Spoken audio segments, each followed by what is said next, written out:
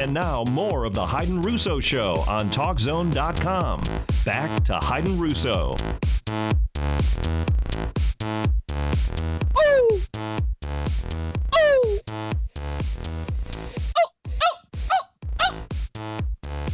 Yeah. I'm feeling that. You know, although some of you guys are going to say, well, Hayden, you said that you wouldn't speak on race anymore. You said that you wasn't going to speak on those topics because it was difficult to speak about. Yeah, I did.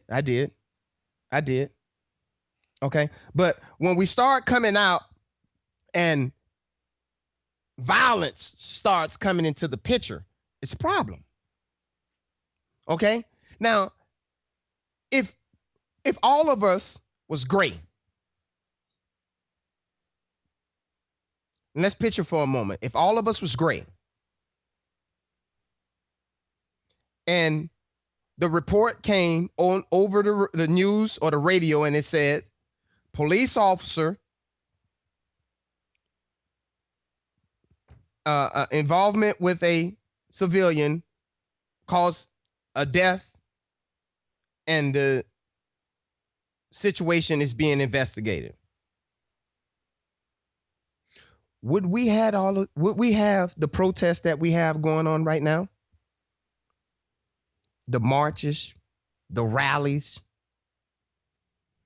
Would we have had the march that was in Dallas, where the police officers that woke up that morning that spoke to their significant other and did all of the things prior to going to work to protect the people in that peaceful march?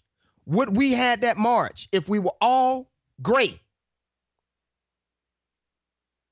human beings?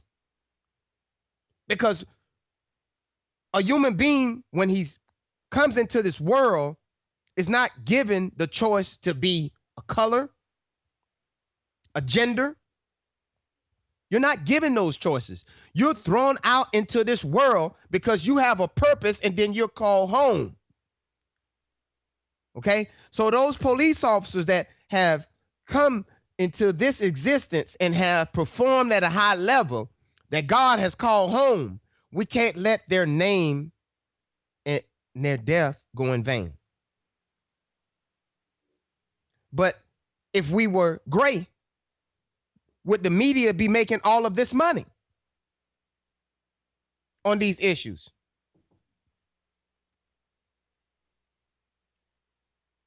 Would we have YouTube with all these videos and everybody want to have their 15 seconds of fame, profiting on the victims?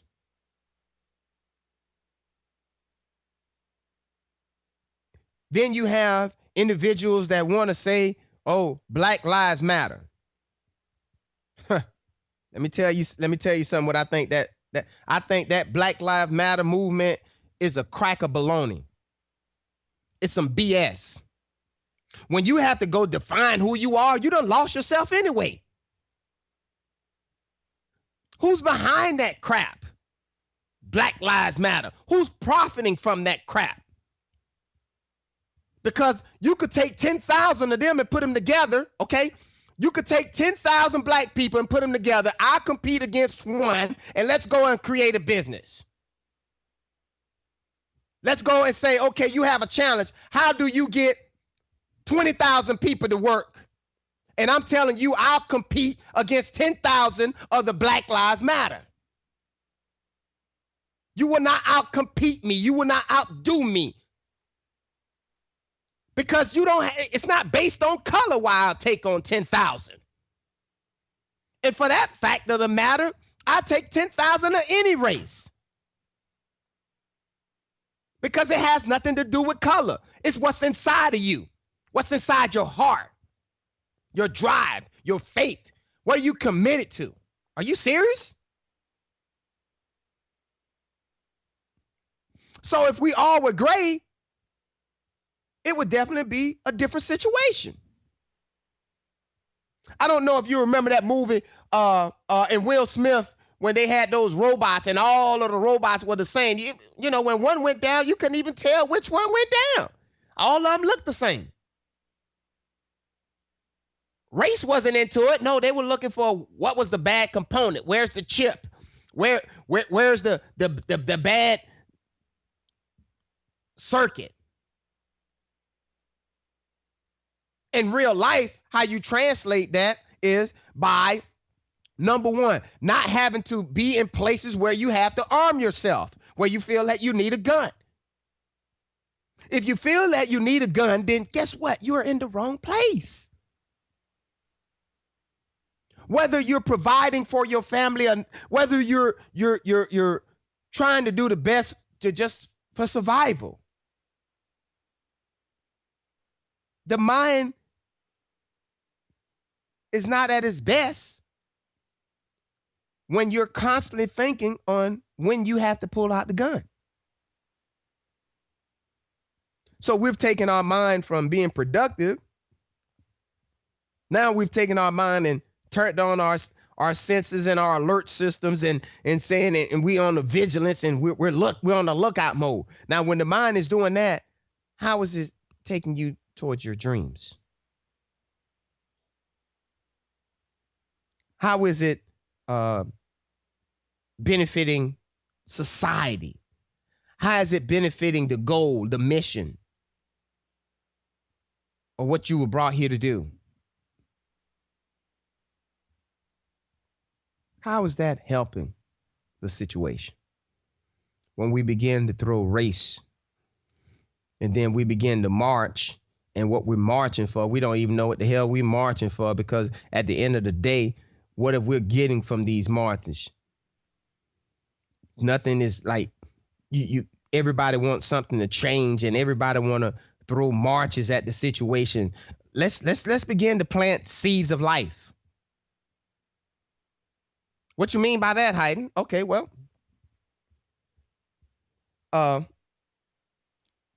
in Baton Rouge, instead of doing all these marches, because see, it looks like when violence come out and we want to throw race into it, everybody can come together. So if we can get all these people to come together, okay, take $1 out your pocket and let's donate it to the families. Yeah, the whole group. We don't want to just march and be talking. It's time to put up now. And then not only that, right? Then take another $1 and say, we're going to start a construction fund. Because see, it's like almost, 200,000 of you guys, I see 10,000 here, 50 there. Let's just start collecting this money. Okay. And Mr. Alton Sterling was selling CDs. No problem. Let's build a CD distribution center in Baton Rouge. And thereby let's create some jobs. And let's name the building after Alton Sterling. But on the same token, let's find a way to assist the officer. Help everyone to get attorneys so that the justice system can do its part without color being injected to it. Oh, you want to have another march? No problem. Let's go into some communities. You guys are saying Black Lives Matter. Okay, let's go into the Black communities. And let's see y'all come together the same way you're coming together for a god doggone march. Let's go and start building houses and picking up the communities. You can't talk that Black Lives Matter. You got to show it, prove it. How you do that? By being yourself and being a normal human being. I hate the fact that we have to check off on these different forms, what our race is. But it's a necessary part of tracking and keeping everything functional so that the generation of life to come after us can have some form of understanding, of growth, where the people in this country can be counted. Okay? You want to talk about gathering up and putting all these people together, okay? Somebody in your Black Lives Matter, I'm still on this. Ooh, I almost slipped in. I'm still on this. Because there's some BS, Black Lives Matter and all this nonsense. Okay, it's people being killed in your community. Let's go march on the drug dealers. You're marching on polices. Let's go march on the gangbangers. Let's go tell them Black Lives Matter. See, I won't bore you guys with that. You know, although the black race makes up 16% of the population, it commits half the murders in this country, over 50%.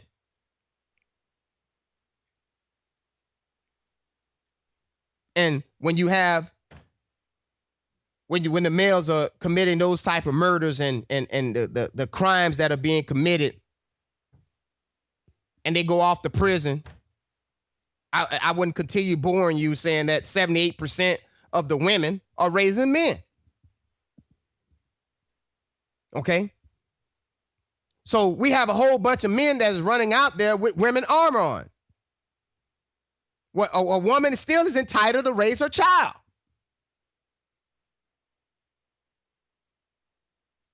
But a man was brought here to teach men. So we have an epidemic, and instead of us dealing with the epidemic, we want to go around with some Black Lives Matter. Wow. Black Lives Matter. I take on y'all too. Let's go on any community and let's see who can revive the community the fastest. I take on any 10,000 of you. We all start with nothing. And I'll get more support from my white friends than I would get from any of you jokers in the 10,000. And immediately the 10,000 will begin to start having some kind of hate or some kind of animosity towards me. Oh, Black Lives Matter, remember? We had race into the picture before, but now, if we're looking at it with a situation like this, it's black on black. And we're committing, we're the number one killers of black folks. Yes, we are. Yes, we are. You marching on that? We're talking about that? Black Lives Matter. I'm not picking on the movement. I think you should always have a movement, but I think that we need to know what we're marching on. We need to know what it is that we're doing. We need to have some level of understanding. We need to be persistent for positive change. And I am not encouraging God to continue to give us these situations, but I am encouraging us to learn from these situations and do something different than just marching. Because when the cameras are gone and the TV reporters are gone and all of the hype and the national attention is gone, what is left? What did we leave the community that we was marching in? All of the taxpayer dollars that we're wasting to have police officers that have to guard these peaceful meetings. Okay?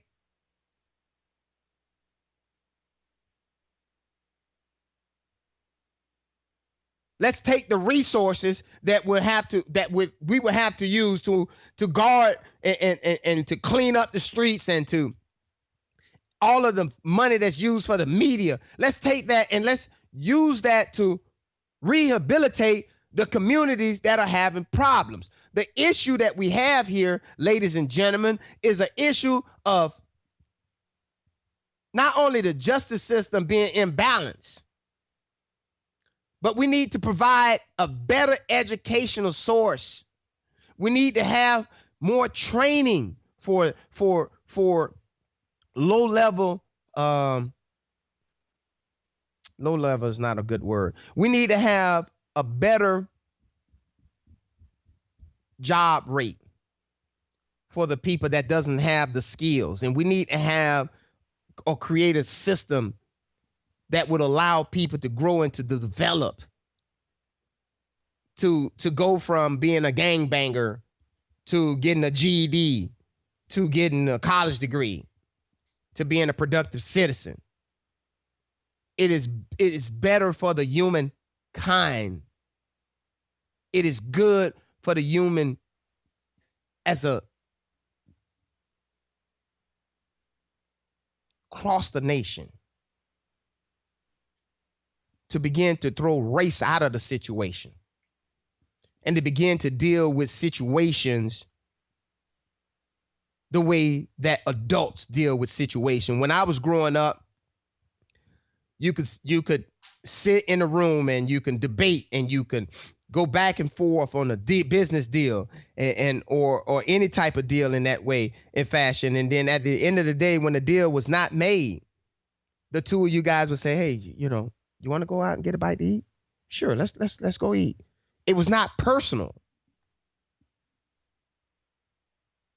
We the one that inject personal and race and hate and all of the bad traits that you throw into these type of situations, as opposed to looking for the good. And what I see good in this situation is that you're able to bring people together in large masses across the country. You're able to strategize and to communicate with each other. And let's change that energy that we're using to come together to support a negative cause and come together and support a positive cause and make a positive change and make a contribution to society. It is time for us to do things differently. It is time for us to do things that would change the human race, mankind, love. And it has to be one that is pure with just joy, because what will happen is once we continue starting some of these baby things and we start looking for the good in the situation and stop trying to use negative to perpetuate and to fester on the American people. And what do you mean by that? When things like this happen, whatever city it happens in, then all of a sudden, no one wants to go watch the baseball game. They're worried about their safety, or they have to increase the level of security. Okay? That type of stuff has to stop too. We have to live our lives. We cannot allow anyone or group to ever think that they can rob us of our peace of mind, of our just going outside and having a normal day without having to think about what's going on behind us when we walk past someone.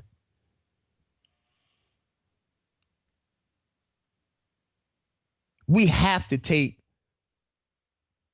Dr. Martin Luther King dream of us just want to be able to deal with whites and blacks and Spanish, Asians, Indians. Let's start coming together and doing the things that we did back before we had all these guns in play. The NRA has made it very difficult, and the Second Amendment doesn't help. Everybody right to bear arms. Everybody has a right to bear arms. But the arms was not to shoot people. The arms was for us to hunt. That's what the arms were for, and for us to protect ourselves in the event something bad happened. But now we have taken this thing way out of proportion.